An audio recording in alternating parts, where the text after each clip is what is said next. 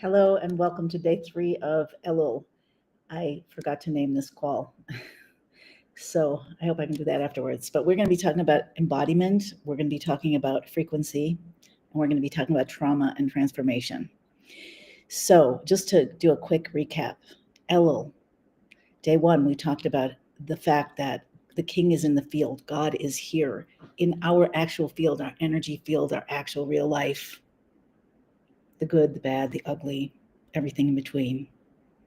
What you are, what you aren't, what you want, what you don't want, what you're co-creating, whether it's consciously or not.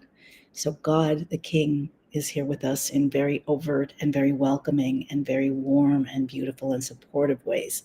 This is like,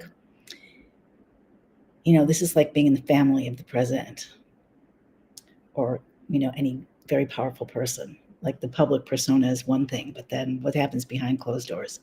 What happens when it's really personal? And that's what's available for us right now. And that is every single day of the month of Elul. Rosh Hashanah, which comes after Elul, right after Elul. Elul is the preparation for that. So Rosh Hashanah is literally the crowning of the king. So the night of Rosh Hashanah, the king removes his presence, goes into a state that the mystical Torah calls dormita, or a kind of trance, like a deep, deep sleep. In a deep, deep sleep, in a trance, even in a coma, the body, God forbid, the body keeps going, but the consciousness is removed somewhere. So that's like Rosh Hashanah. And then we have to crown God King. And then the new year starts with whatever energy, whatever decrees, whatever future, whatever potential we have made space for now in this month.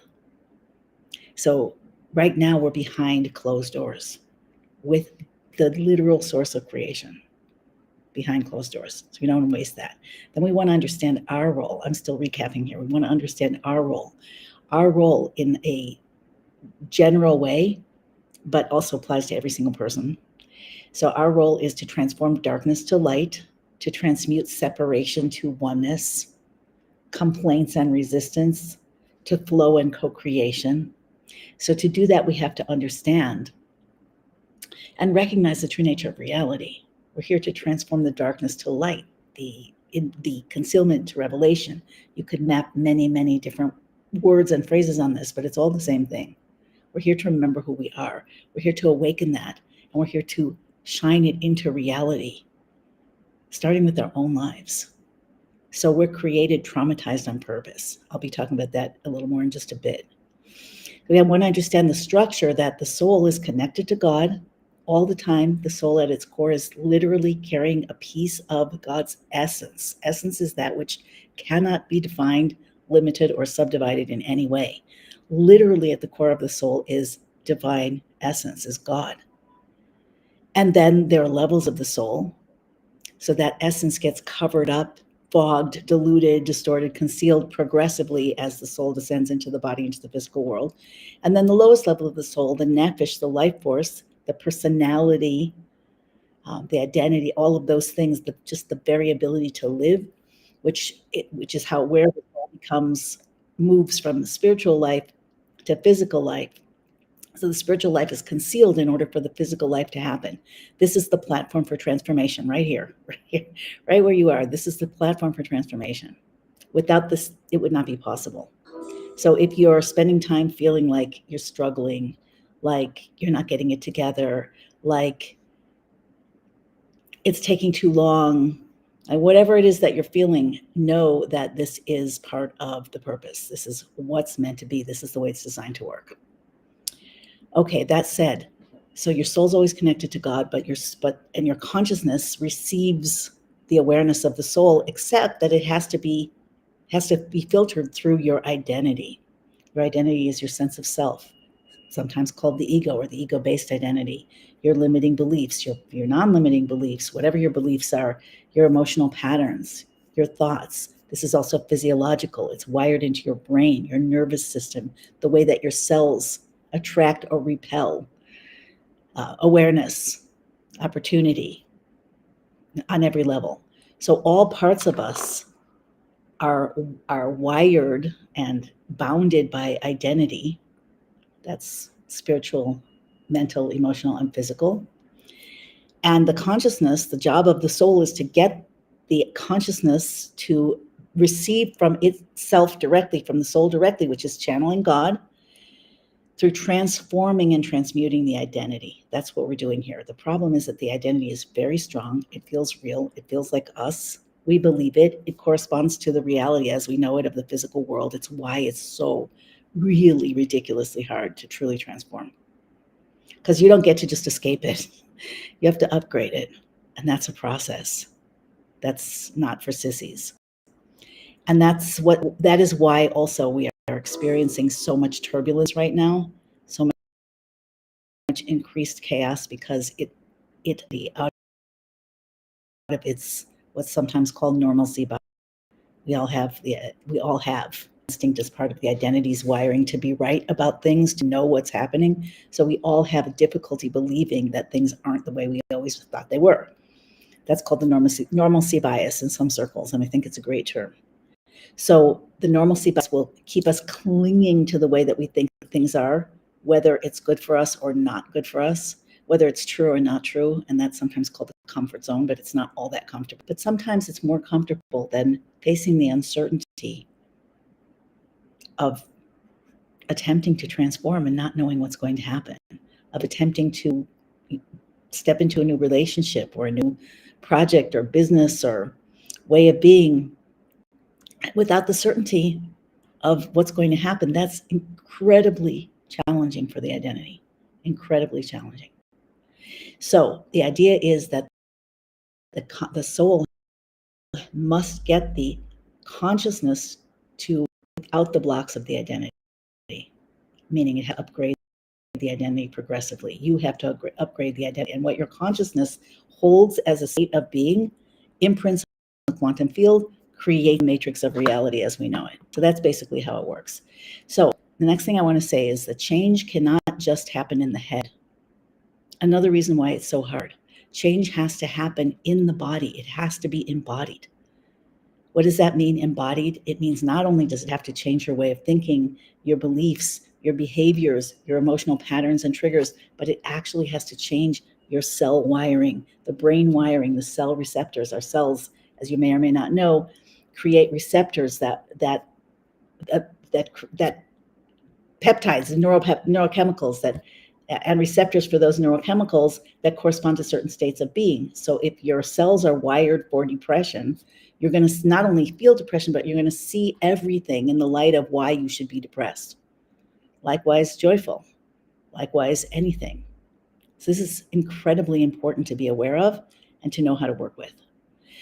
So we all are born with the memory of trauma, into families that hold memories of trauma, past lives, generations, a world that holds trauma. That doesn't mean that we are trauma. That means that that is the raw material for what each of us is here to transform.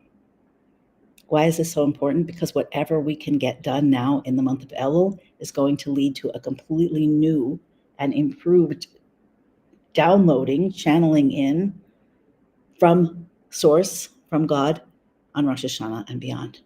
So we're doing the work now to open to that then. So that trauma forms the identity. The identity is into survival, status, security, pleasure, but not pleasure in a true sense, but pleasure in a distracting sense. There are pleasures that cause you to disconnect from your body and pleasures that cause you to connect more deeply, to disconnect from your soul or connect more deeply.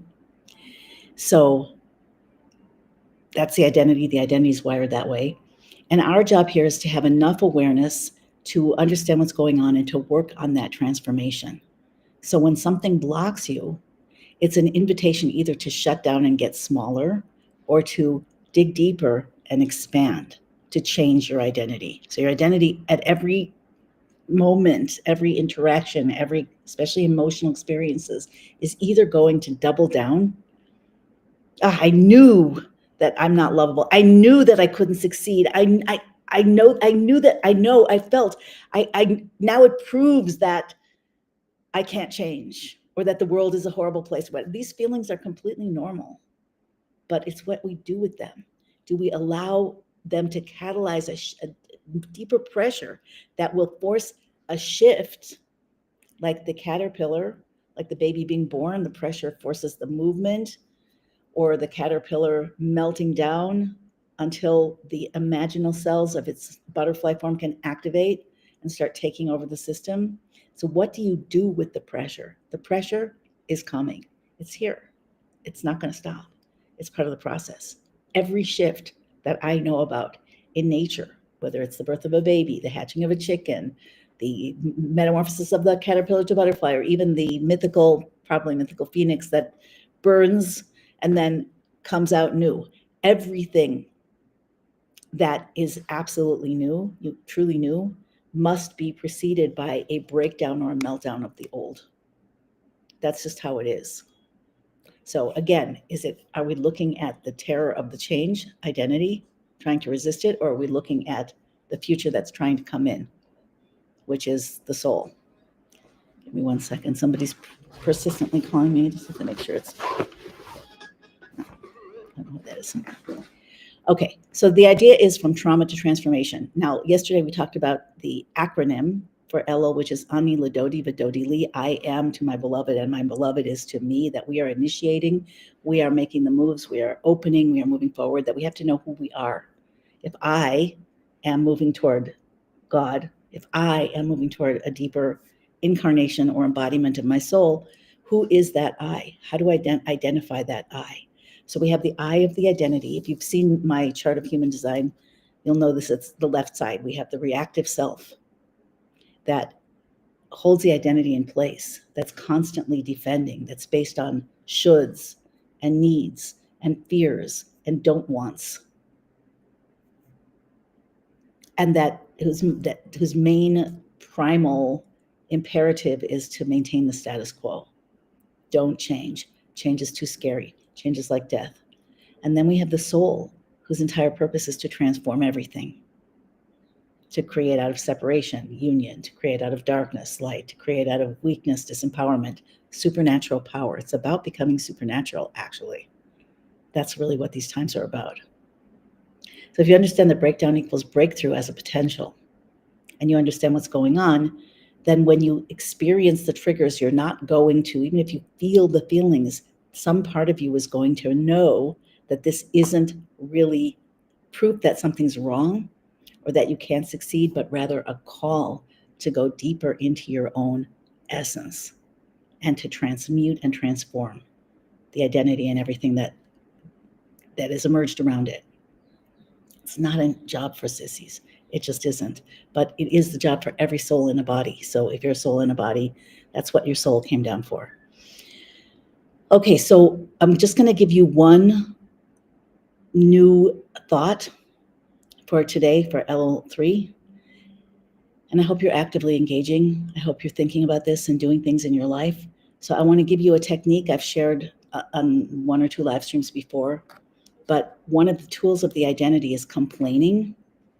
So instead of changing, we complain.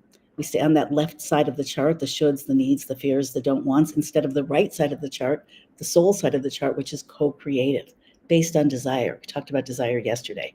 If you didn't catch the first 2 lives of this series, you might want to. So we have to have a desire in order to be able to effectively start to co-create.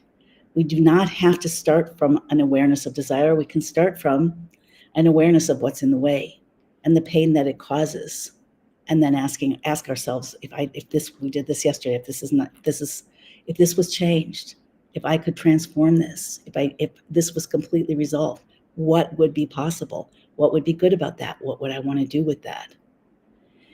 So the desire puts you on the right side of the chart, puts you in your soul's flow and gives you the inspiration, the intuition, the clarity, the consciousness beyond the grip of the identity to actually start looking at how the identity works and start to work with it, start to transform. So one of the powerful ways to do this, I'll talk more about this. First of all, the exercise. So if you find yourself complaining, that doesn't just mean with your mouth. We complain verbally and we complain quietly. So if you find yourself complaining, which everyone does, here's a very powerful technique to start to change your actual wiring of your nervous system. The soul connects to the body There are a few mechanisms, but one of them, the most innermost, is the nervous system. So if your nervous system is wired to see what's wrong, the big anxiety, fear, dread, terror, panic, judgment, criticism, discouragement, frustration, those kinds of things. So you're going to be continuously bombarded with thoughts about that, which we will call complaints. So if you want to change that and you commit to this exercise between now and Rosh Hashanah, you will experience some significant changes. You take a bracelet, anything that you can put on your arm. It can be something else, but a bracelet works really easily. And you notice anytime you're complaining, whether it's about someone else, whether it's with your mouth, you're telling a story about the bad thing that happened, the terrible thing someone did, the frustration that, whatever it doesn't count if you're actually in therapy or getting coaching or working with yourself to write out your feelings to work on transformation. Then that's not called complaining. That's called transformation. But if you're complaining on any level, internally or externally, and you want to play this game, you need to take the bracelet off of one hand and put it on the other hand. And it could be that you'll do this hundreds of times the first day, if you're doing it to win it, if you're doing it for real. The second day, it'll be less. The third day, it'll be less, as long as you keep going. So that's a very powerful tool I'm going to offer to you for Elul and for becoming your true self. And the other tool that I want to talk about, I think I'll talk about this more tomorrow, is frequencies. Everything that exists in the universe is vibrating at certain frequencies. It's all God. It's all quantum energy, if you want to look at it that way, divine light. So what shapes it into the form that it is? If you don't like the way your body is feeling or looking, it's frequencies, it's energy, it's a hologram. If you don't like, emotions are also frequencies. And like attracts like. Our consciousness co-creates. So if you want to shift reality, noticing the complaining and shifting it, instead of the complaint, what's the desire? Instead of the complaint, what's something I can actually do? Instead of the complaint, what's some way I could reframe it? But also you can start looking at frequencies that make you happier. What's something that I can do instead of complain to change my state? Can I get up and dance? Even just for a minute. Can I step outside and look at the pretty tree in front of my house? Can I put my feet barefoot in the grass? Can I call someone or text someone, with a kind word, or to invite them to have coffee with me? Can I lie down for 5 minutes and just breathe deeply? Can I take a bath? There's so many things that you can do to shift your frequency. And if you shift your frequency, you shift your physiology. If you shift your physiology, you shift your identity. If you shift your identity, you turn it into instead of a filter to filter out the soul, more of a template to filter in soul.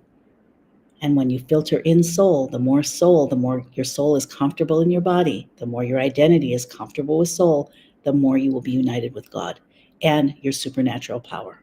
So I think I'm going to leave it for this today. I see 0 comments. Is anybody here? That's very unusual. Can you say hi? I don't know if there's something wrong with my chat. Someone say hi in the chat. I'll have to check that out. Strange. That never happens. Okay, guys. So I think that's it for today. This is a pretty short one. And I will see you again tomorrow. And we'll talk more about how you can use frequencies deliberately, strategically, to actually start to shift your nervous system all the time. And it's not just a superficial use of frequencies. It's an actual shift of the field of reality, the morphic field that you connect to. Okay, so for today, take care. Happy Elul, and I'll see you tomorrow.